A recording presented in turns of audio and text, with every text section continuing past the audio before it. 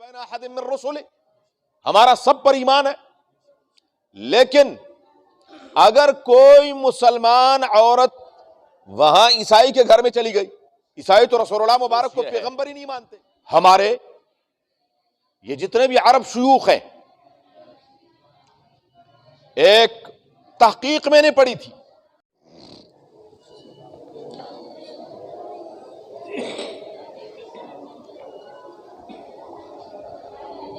اعوذ باللہ من الشیطان الرجیم، بسم اللہ الرحمن الرحیم، ولا تنكحوا المشركات حتى يؤمن ولأمة مؤمنة خير من مشركة ولو أعجبتكم ولا تنكحوا المشركين حتى يؤمنوا ولعبد مؤمن خير من مشرك ولو أعجبكم أولئك يدعون إلى النار والله يدعو إلى الجنة والمغفرة بإذنه ويبين آياته للناس لعلهم يتذكرون ولا تنكحوا المشركات حتى يؤمن، اور تم نکاح مت کرو مشرکہ عورتوں سے یہاں تک کہ وہ ایمان لے آئیں، وَلَأَمَةٌ مُؤْمِنَةٌ، اور البتہ ایماندار لونڈی، خیر من مشرکۃ، وہ بہتر ہے مشرکہ عورت سے، وَلَوْ أَعْجَبَتْكُمْ، اگرچہ وہ تمہیں کتنی ہی اچھی کیوں نہ لگے، وَلَا تُنكِحُوا الْمُشْرِكِينَ حَتَّى يُؤْمِنُوا، اور نہیں مسلمان عورتیں مشرک مردوں سے نکاح کریں یہاں تک کہ وہ ایمان لے آئیں، وَلَعَبْدٌ مُؤْمِنٌ، اور مومن غلام، خیر من مشرک، یہ مشرک مرد سے بہتر ہے، وَلَوْ أَعْجَبَكُمْ، اگرچہ وہ تمہیں اچھا لگے، أُولَئِكَ يَدْعُونَ إِلَى النَّارِ، یہ لوگ تمہیں بلاتے ہیں جہنم کی آگ کی طرف، واللہ یدعو الی الجنۃ والمغفرۃ بإذنہ، اور اللہ تعالیٰ تمہیں بلاتے ہیں جنت اور بخشش کی طرف اپنے حکم سے، ویبین آیاتہ، اور وہ اپنے احکام کو بیان فرماتے ہیں، للناس، لوگوں کے لیے، لعلہم یتذکرون، تاکہ وہ نصیحت حاصل کریں، ولا تنکحوا المشرکات حتی یؤمن، سورہ بقرہ کی آیت نمبر 221 ہے۔ پچھلی آیتوں میں اللہ تبارک و تعالیٰ نے یتیم کے حقوق کا ذکر کیا کہ یتیم کے بارے میں ہمیشہ خیر کے پہلو کو اختیار کرو کہ اس کے ساتھ بھلائی ہو، اچھائی ہو، اس کا کوئی نقصان نہ ہو جائے۔ اب رب العالمین نے نکاح جیسے اہم مسئلے کی طرف رہنمائی فرمائی ہے کہ یہ نکاح کا جو تعلق ہے یہ محبت، شفقت اور رأفت کی بنیاد پر ہوتا ہے، تو اس میں خاص تعلیمات ہیں، اور چونکہ اس کا دار و مدار میاں بیوی کے درمیان اللہ تبارک و تعالی محبت ڈال دیتے ہیں، تو پھر اس کے لیے کچھ اصول رب العالمین نے بیان فرمائے ہیں۔ وحدہ لا شریک فرماتے ہیں وَلَا تَنْكِحُوا الْمُشْرِكَاتِ حَتَّى يُؤْمِنْ، مشرکہ عورت کے ساتھ نکاح مت کرو، وَلَأَمَةٌ مُؤْمِنَةٌ خَيْرٌ مِّن مُشْرِكَةٍ وَلَوْ أَعْجَبَتْكُمْ، ایک مومنہ ایماندار لونڈی، حالانکہ آزاد عورت کے مقابلے میں لونڈی کم تر ہے، لیکن رب العالمین فرماتے ہیں کہ اگر اس کا ایمان ہے، وہ مؤمنہ ہے، ایماندار ہے، تو یہ اس مشرکہ سے جو صحت مند ہو، خوبصورت ہو، مالدار ہو اور بینک بیلنس والی ہو، جو مرضی ہو، یہ ان سے 1000 درجے افضل ہے، یہ بہتر ہے۔ کیوں؟ یہ تعلق ہے اور اس کا دار و مدار محبت پر ہے، کہیں کل کو معاملات دوسری طرف نہ چلے جائیں، اس لیے ایک مسلمان کا نکاح اور اس کا تعلق ایک مومن کے ساتھ، مومنہ کے ساتھ ہونا چاہیے، نہ کہ کسی مشرکہ کے ساتھ۔ اسی طریقے سے ایک غلام ہے کم درجے کا ہے، غریب ہے، شکل اور صورت میں کم ہے، لیکن اس کے مقابلے میں اگر کوئی مشرک ہے وہ بڑا ہی جتنا مرضی مالدار ہے اور جاگیردار ہے، اس کے پاس جو مرضی ہے، حسن و جمال کا مالک ہے، صحت اور قوت کا مالک ہے، اس کے مقابلے میں ایک کم درجے کا ہے ایماندار، مسلمان ہے، اللہ نے ایمان کی دولت سے نوازا ہے، شکل و صورت بھی کم ہے، لیکن اس کو اختیار کرو۔ فرمایا وَلَوْ أَعْجَبَكُمْ، چاہے وہ تمہیں کتنے ہی اچھا کیوں نہ لگے، خوبصورت کیوں نہ لگے، لیکن نہیں، دار و مدار کس چیز پر ہے؟ ایمان پر ہے، کہ تعلق ایمان کی بنیاد پر ہونا چاہیے، شرک اور کفر کی بنیاد پر نہیں ہونا چاہیے۔ اور یہ تو وہ آخری درجہ ہے۔ اس کے علاوہ اگر کوئی شخص پہلے مومن تھا اور نعوذ باللہ اللہ ہم سب کو محفوظ فرمائے، وہ مرتد ہو جائے، دائرہ اسلام سے خارج ہو جائے، نکاح ختم ہو گیا، نکاح باقی نہیں رہتا۔ البتہ اس میں ایک صورت ہے، وہ اگر کوئی عیسائی یا یہودی عورت ہو تو اس عورت کے ساتھ مرد نکاح کر سکتا ہے، یہودیہ یا عیسائیہ، آگے انشاءاللہ سورہ مائدہ میں اس کی تفصیل آئے گی۔ لیکن اگر کوئی یہودی یا عیسائی اس کا الٹ کرے، کسی مسلمان عورت کے ساتھ نکاح کرنا چاہے تو ناجائز۔ ہاں یہ بنیادی چیز ہے۔ محمد اسد یہ ایک بہت بڑا یہودی تھا، جرمنی کا رہنے والا، تو یہ جہاز میں سفر کر رہا تھا اور اللہ نے اس کو ایمان کی دولت سے نوازا، انہوں نے بڑی کتابیں لکھی، بڑا سمجھدار اور بہت ہی قابل آدمی تھا، بڑی لمبی عمر انہوں نے پائی، پاکستان کا سفیر بھی رہا یہ۔ بہرحال قرآن مجید کا ترجمہ کیا انہوں نے، روڈ آف ٹو مکہ، یہ مختلف ان کی کتابیں بھی ہیں۔ تو ان کے اسلام لانے کا عجیب و غریب واقعہ، جہاز میں سفر کر رہے تھے تو ایک مسلمان نے انہوں نے کہا کہ آؤ بھائی کھانا کھا لو۔ انہوں نے کہا میں یہودی، انہوں نے کہا پھر کیا ہوا، آؤ۔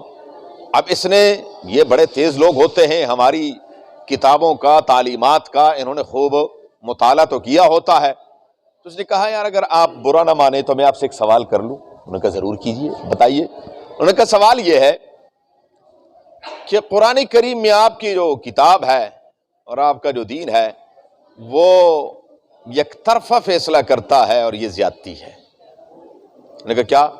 انہوں نے کہا اگر ایک مسلمان مرد چاہے تو یہودی عورت کے ساتھ، عیسائیہ عورت کے ساتھ نکاح کر سکتا ہے، انصاف کا تقاضا تو یہ ہے کہ کوئی یہودی اور عیسائی مرد بھی پھر مسلمان عورت کے ساتھ نکاح کر لے۔ انہوں نے کہا یہ انصاف نہیں ہے۔ انہوں نے کہا کیسے انصاف نہیں، آپ بتائیں کیسے انصاف نہیں؟ انہوں نے کہا انصاف اس لیے نہیں ہے، وہ بھی مسلمان تھا، اللہ تعالیٰ نے اس کو بھی نوازا تھا۔ انہوں نے کہا اصل وجہ یہ ہے کہ اگر کوئی یہودیہ، یہ تو انہوں نے کہا کہ آپ بھی مانتے ہو کہ چاہے جتنا مرضی دور جدید ہو یا جو بھی مرضی ہو جائے، لیکن عورت عورت ہے اور مرد مرد ہے، عورت دب جاتی ہے اور مرد کو اللہ تبارک و تعالیٰ نے فطرتاً خلقتاً ایک روب، ایک مقام عطا فرمایا ہے۔ انہوں نے کہا اگر یہ یہودیہ یا عیسائیہ عورت مسلمان مرد کے گھر میں آئے گی تو مسلمان کے گھر میں اپنے پیغمبر کی شان اپنے گھر سے زیادہ پائے گی۔ کیوں؟ الحمدللہ ہمارا بھی ایمان ہے حضرت عیسیٰ علیہ السلام اللہ کے پیغمبر ہیں، کوئی توہین کر سکتا ہے؟ سوچ بھی نہیں سکتا، اگر سوچیں گے بھی تو کفر ہے۔ کوئی مسلمان حضرت موسیٰ علیہ السلام کی شان میں گستاخی کا تصور کر سکتا ہے؟ سوال ہی پیدا نہیں ہوتا۔ لا نفرق بین احد من رسلہ، ہمارا سب پر ایمان ہے۔ لیکن اگر کوئی مسلمان عورت وہاں عیسائی کے گھر میں چلی گئی، عیسائی تو رسول اللہ مبارک کو پیغمبر ہی نہیں مانتے، اب کیا ہوگا؟ روز روز کی وہ کوئی نہ کوئی ایسی بات کرے گا، ادھر یہ عورت ذات ہے، وہ معاملات چلیں گے نہیں۔ اس کے یہاں پر سیدھے دماغ پہ کلک کی، انہوں نے کہا یار کوئی بات تو صحیح کر رہا ہے۔ اس نے کہا میں نے ذرا اسلام کا مزید مطالعہ کرنا ہے، اور رب العالمین نے اس کو ایمان کی دولت سے نوازا۔ اس ایک واقعے سے بنیاد یہ بنا کہ مسلمان مرد تو عیسائی اور یہودی عورت کے ساتھ نکاح کر سکتا ہے۔ ایسے ہی لیکن پسندیدہ نہیں ہے. جائز ضرور ہے، پسندیدہ نہیں ہے. سیدنا عثمان غنی رضی اللہ تعالیٰ عنہ نے تغلبیہ عیسائیہ عورت کے ساتھ نکاح کیا، حضرت نائلہ، اور اللہ تعالیٰ نے بعد میں ان کو ایمان سے نوازا، مسلمان ہو گئی. حضرت نائلہ ان کی بیوی ہے. حضرت حذیفہ بن الیمان نے ایک یہودیہ سے نکاح کیا. سیدنا عمر فاروق رضی اللہ تعالیٰ عنہ کو پتہ چلا، فرمایا آپ نے کیا کیا؟ فرمایا امیر المومنین یہ ناجائز ہے. فرمایا نہیں، ناجائز نہیں ہے، لیکن پسندیدہ نہیں ہے. پسندیدہ نہیں ہے کہ آپ، یہ صرف جواز کی حد تک ہے، پسندیدہ نہیں ہے. کیا مسلمان لڑکیاں نہیں ہیں؟ کہاں ہے؟ جمائمہ خان نے اسلام قبول کیا، آج ہے؟ ہاں آج ہے؟ کیا ہے؟ کہاں وہ اسلام؟ کہاں وہ کلمہ؟ وہ ایمان کہاں ہے؟ یہ صرف کہنے کی حد تک باتیں ہوتی ہیں، باقی معاملات ان کے وہیں ہوتے ہیں. تو عرض یہ ہے کہ یہ جواز کی حد تک تو ہے، لیکن کیا ہے؟ افسوس یہ ہے ہمارے یہ جتنے بھی عرب شیوخ ہیں، ایک تحقیق میں نے پڑھی تھی، واللہ تعالی عالم، لیکن دل گواہی دیتا ہے کہ وہ سچی تھی. ان کے گھروں تک یہودی عورتوں کی رسائی ہے، عیاش رچ کے ہیں، وہاں سے ان کی ڈوریاں ہلتی ہیں. تو یہ فرمایا کہ جواز تو ہے لیکن پسندیدہ نہیں ہے. کیوں؟ آگے اولاد ہے، اس اولاد کی تربیت، بچے کے لیے سب سے پہلا مدرسہ ماں کی گود ہے. اب تو خیر مسلمان عورتیں بھی وہ نہیں رہی، مائیں لوریاں دیتی تھی، لا الہ الا اللہ. لا، اب میرا خیال ہے یہ جو سفید بالوں والے ہیں یہ تو میری تائید کریں گے، نوجوانوں کو تو پتہ ہی کچھ نہیں. ہم جب چھوٹے ہوتے تھے، امی نے کام کرنا ہوتا تھا تو ہمارے کسی چھوٹے بہن بھائی نے اگر رونا ہے تو امی نے کہنا کہ جاؤ لا الہ کرو، یعنی بچے کو کیا کرو؟ چپ کرنے کا کیا مطلب ہوتا تھا؟ لا الہ. کہتے تھے کہ نہیں کہتے؟ اب ہے کہیں لا الہ؟ اب کہیں لا الہ ہے؟ کوئی خوش نصیب ہوگا جو بچے کو کیا کرے؟ لا الہ. اور یقین کریں کہ بس آپ نہیں کرے الا اللہ، اور ہم بچے ہوتے تھے ہم زور سے الا اللہ کے خواب سوچے بچہ. اللہ اکبر، مفت کا ثواب مل رہا ہے، اور بچہ بھی کیا ہے؟ اب کیا ہے؟ اب وہ چیزیں، اب تو کیا کرتے؟